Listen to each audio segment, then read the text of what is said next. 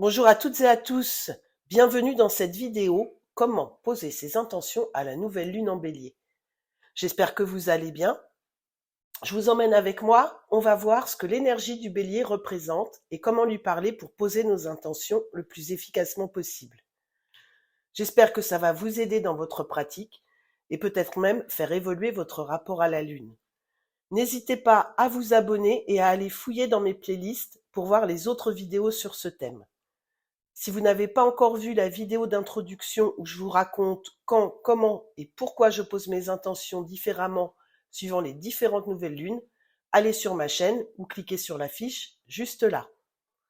Que se passe-t-il à la nouvelle lune si on regarde le ciel? La lune et le soleil sont alignés dans un même signe et nous de la Terre, on ne voit rien. Mais les énergies, elles, sont bien là. L'énergie du bélier va être boostée pendant quelques heures. La nouvelle lune, c'est la première phase de la lune croissante. C'est le bon moment pour initier les changements. Qu'est-ce que va nous apporter le bélier? Le bélier, il initie la nouvelle année astrologique. C'est l'arrivée du printemps, la nature est en effervescence. Le bélier est donc un signe d'action. Il va de l'avant. Le bélier, c'est l'énergie vitale, la fougue, la volonté. Il sait initier les choses, les mettre en place. Le bélier, c'est passer la première et puis appuyer sur l'accélérateur pour vraiment faire démarrer les choses.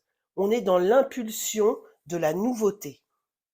Attention, avec lui, on n'est pas sur le long terme. Il n'a pas le temps de voir aussi loin. C'est un leader, il fonce. Dans le tarot, on lui associe l'arcane majeur de l'empereur. Celui qui cadre, qui structure les projets, celui qui établit les règles. Avec l'empereur, c'est merci patron, c'est le boss, l'autorité, la discipline, etc., etc. Tout comme le bélier, il aime diriger, commander, mais il n'oublie pas ses devoirs. Le bélier est parfois aussi associé au battleur, au magicien dans le Rider-Waite. Parce que, entre autres, c'est lui qui commence le voyage. C'est lui qui a l'énergie vitale, l'énergie initiatrice. Ce premier pas qui nous lance vers l'aventure. Alors, comment parler à cette nouvelle lune en bélier? Signe de feu oblige, pas de chichi, pas de détour. On est dans l'action, je dirais même dans l'action primaire. On exprime nos désirs, nos objectifs, on affirme notre volonté et notre détermination. On se montre fonceur et audacieux. Pour rédiger nos intentions, on utilisera des termes comme commencer, démarrer, avancer, structurer, passion, rigueur, discipline, autorité.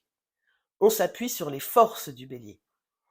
Dans le domaine du travail ou des loisirs, on pourra dire « je crée mon entreprise, je commence une nouvelle activité, je relève tel ou tel défi ».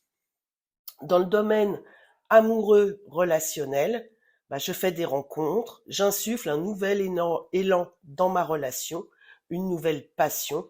Oui, le bélier est passionné aussi. Dans le domaine du spirituel, ou tout ce qui va toucher à votre état d'esprit, à votre mental, on va pouvoir dire « je crois en moi, je franchis une nouvelle étape, j'évolue ». Dans ses relations avec les autres signes,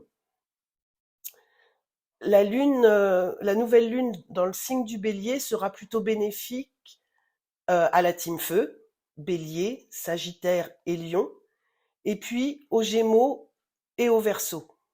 Même chose si vous avez votre signe lunaire en bélier, sagittaire, lion, gémeaux et verseau. Si vous ne connaissez pas votre signe lunaire, allez faire un tour sur internet, il suffit d'avoir votre date, heure et lieu de naissance. Les signes solaires ou lunaires pour qui la nouvelle lune en bélier aura un impact ou un aspect moins bénéfique sont les balances, les capricornes et les cancers. Maintenant, c'est à vous de passer à l'action. Pour savoir comment passer à l'action, on se retrouve très bientôt pour mon tirage de la nouvelle lune en bélier. Moi, je vous fais plein de bisous et en attendant, amusez-vous!